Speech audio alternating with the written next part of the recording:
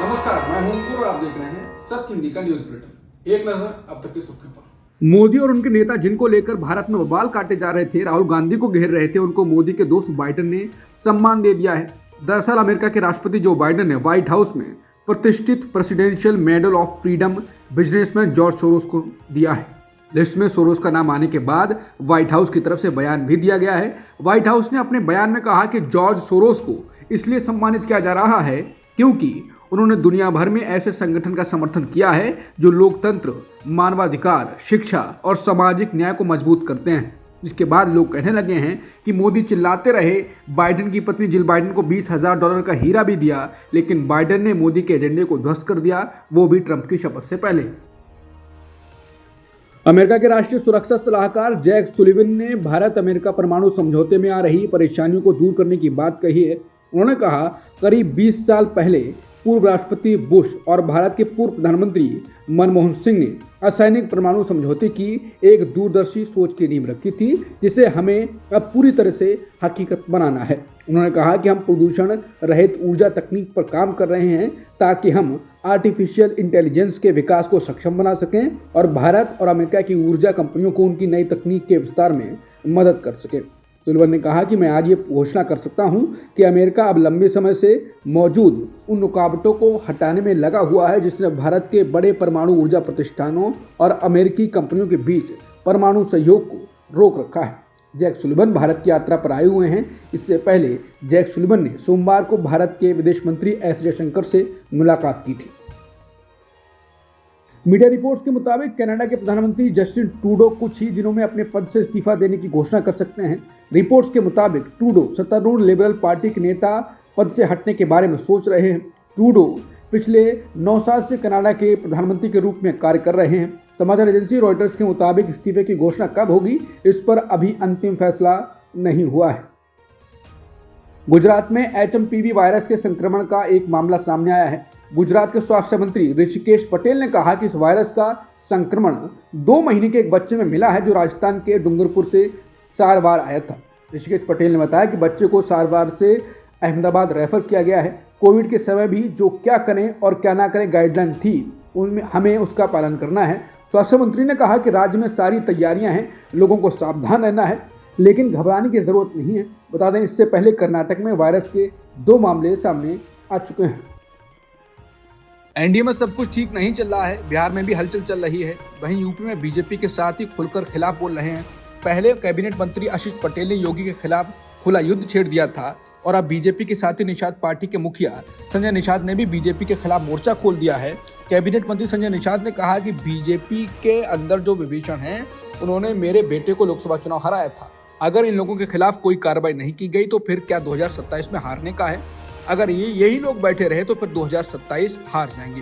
निषाद ने कहा कि ये जो विभीषण लोग हैं, जो पीएम मोदी, सीएम योगी और अमित शाह जी को गलत खबर दे रहे हैं कि बिना आरक्षण के निषाद पार्टी के लोग वोट दे देगा, वही लोग यूपी में 43 सीटें हरवाए हैं। उसी की वजह से बीजेपी इतनी सीटें हार गई। मैंने उस समय बीजेपी को जितवाया था जब सपा बसपा एक थी। निषाद समाज पहले सपा बसपा के साथ रहे, लेकिन हमने इन्हें राजनीति सिखाई तो वो निकल कर आए, तो हम अपने समाज को क्यों पीछे जाने देंगे? उन सभी को अपने साथ रखेंगे। बीजेपी के साथी और कैबिनेट मंत्री संजय निषाद ने कहा कि बीजेपी का नुकसान उनके विभीषण लोग कर रहे हैं। उनके जिला अध्यक्ष, मंडल अध्यक्ष बैठे रहते हैं, उन्हें फिर से जिम्मेदारी क्यों दी गई है? उन्हें क्यों नहीं हटाया जा रहा है? अगर वही लोग बैठे रहेंगे तो फिर 2027 हार जाएंगे। आज ऐसे लोगों पर कड़ी कार्रवाई होनी चाहिए, इन्हें पार्टी से निकालें। ऐसा करेंगे तब आगे जाकर राजनीति होगी। संजय निषाद ने आरोप लगाया है कि भाजपा के नेताओं ने उनके बेटे परवीन निषाद को चुनाव हराया। निषाद पार्टी जिसके साथ खड़ी होती है वो मजबूती से खड़ी रहती है, ऐसा कहा। लेकिन भाजपा में सब कुछ ठीक नहीं चल रहा है। पिछले कुछ दिनों से योगी के खिलाफ उनकी ही सरकार में आवाज उठाने वालों की तादाद बढ़ती जा रही है। अब उनके खुद के विधायक नंद किशोर गुर्जर ने ऐसा बयान दिया है जो सीधे उनके ही खिलाफ है। गाजियाबाद जिले की लोनी सीट से बीजेपी के विधायक नंद किशोर गुर्जर ने कहा है कि उनके जिले में पार्टी के महामंत्री की रिपोर्ट दर्ज नहीं हो रही है और ऐसे में वो जिले में ईंट से ईंट बजा देंगे।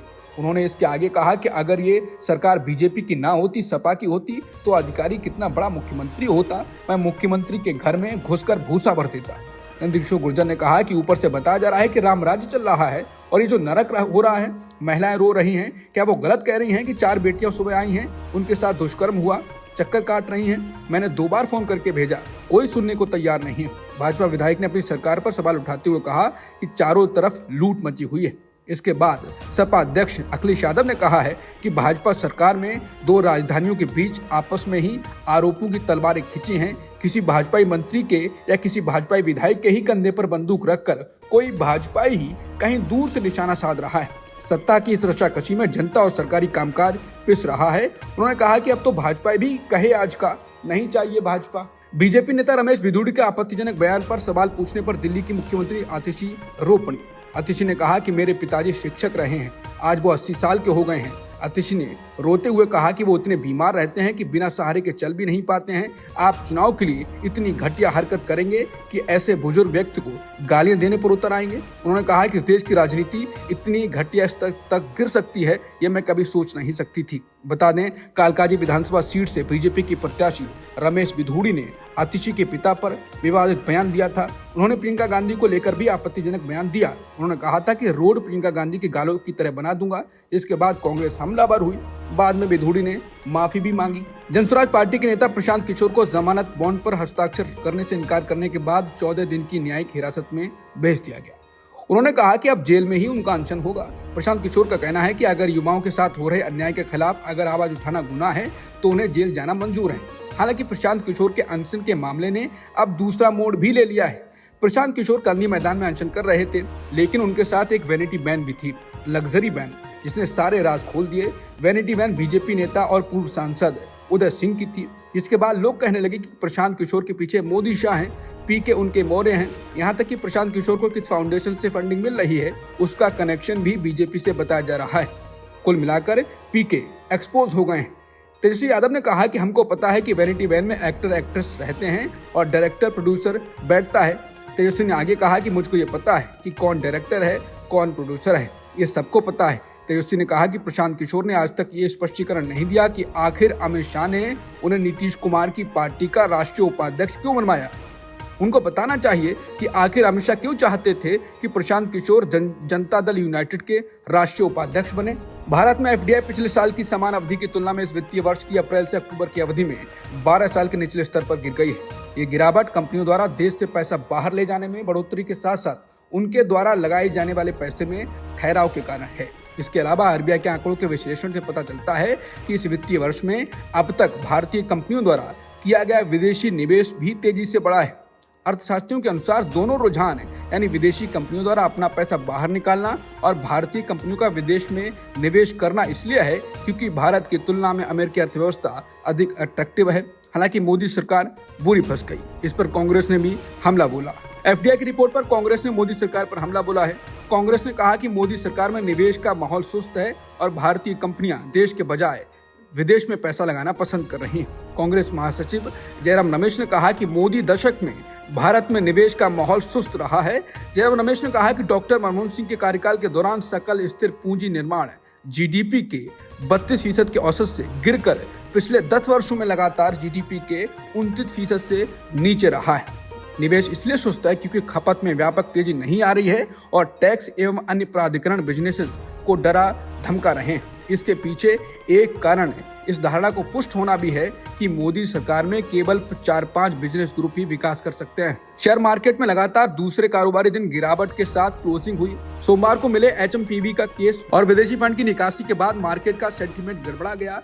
बाजार में भारी बिकवाली होने लगी। सेंसेक्स और निफ्टी सोमवार को पूरे बोर्ड में बिकवाली के कारण 1.6% टूट गए। छत्तीसगढ़ में माओवादी प्रभावित बीजापुर के कुटरू बेंद्रे मार्ग पर माओवादियों के हमले में सुरक्षा बल के 9 जवानों की मौत हो गई है। पुलिस के मुताबिक ये हमला आईईडी विस्फोट के जरिए किया गया था। जवानों की टीम माओवादी ऑपरेशन से लौट रही थी तब ये हमला हुआ। विस्फोट इतना जबरदस्त था कि मौके पर ही डिस्ट्रिक्ट रिजर्व गार्ड के 8 जवानों और एक वाहन चालक की मौत हो गई। कुछ जवानों के गंभीर रूप से घायल होने की भी खबर है। एचएमपीवी वायरस ने अब भारत की ओर भी रुख कर दिया है। अब बेंगलुरु के बाद गुजरात के अहमदाबाद में भी ह्यूमन मेटान्यूमो वायरस का एक मामला सामने आया। अहमदाबाद के चांदखेड़ा इलाके में 2 महीने के बच्चे में इस वायरस का संक्रमण पाया गया। नवजात का यहाँ के एक प्राइवेट अस्पताल में इलाज चल रहा है। ये परिवार राजस्थान के डूंगरपुर से बच्चे का इलाज कराने के लिए अहमदाबाद पहुंचा था। बच्चे की स्थिति अभी स्टेबल है। बेंगलुरु के बैप्टिस्ट अस्पताल में एक 8 महीने के लड़के और 3 महीने की लड़की में सांस लेने में दिक्कत पैदा करने वाले वायरस HMPV का पता चला है। आयरलैंड के खिलाफ 3 मैचों की वनडे सीरीज के लिए स्मृति मंदाना को भारतीय महिला क्रिकेट टीम का कप्तान बनाया गया है। दीप्ति शर्मा टीम की उप कप्तान होंगी। हरमनप्रीत कौर और रेणुका सिंह को इस सीरीज से आराम दिया गया है। इस वनडे सीरीज के मुकाबले गुजरात के राजकोट में खेले जाएंगे। अब तक के सुर्खियों में इतना ही। बाकी खबरों के लिए बने रहिए सत्यहिंदी.com के साथ।